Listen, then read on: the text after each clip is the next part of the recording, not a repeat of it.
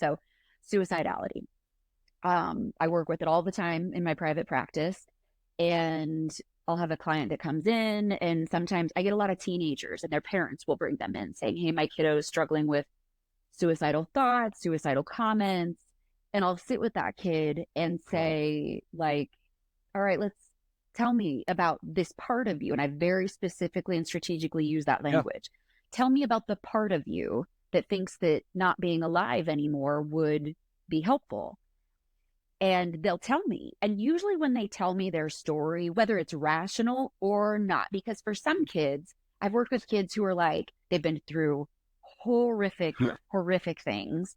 And you're like, that makes a lot of sense. I've also worked with kids who have, I don't like to Right. compare trauma because it's all relative. But I've worked with some people who, they go through a breakup Right. and they're 16 years old, and they think that the way that they feel is grounds for not wanting to be alive anymore. And to Yeah. them, that is their reality. Um, it it doesn't actually matter how rational or not rational the suicidal parts thoughts are. The only thing that matters, because that is that kid's reality, is that someone can be an empathetic witness, and to hear their story and be like, well, if that's how you feel in your mind, in your heart, and in your body, no freaking wonder you have a suicidal Right. part. Like, can you blame that part for not wanting to feel like that anymore?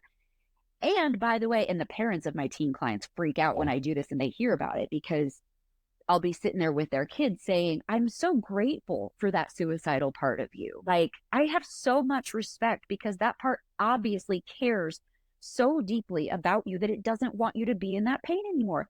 That makes so much sense. And meanwhile, mom and dad are sitting over here like, what Yeah. are you doing? Like, stop talking. But what happens is, just like the rest of us, a suicidal part of us, which is one of the clouds that can block us from feeling like and functioning like our truest self, just wants to be heard, just wants to be understood, wants someone to say, Yeah. I can It's a understand where you're coming from.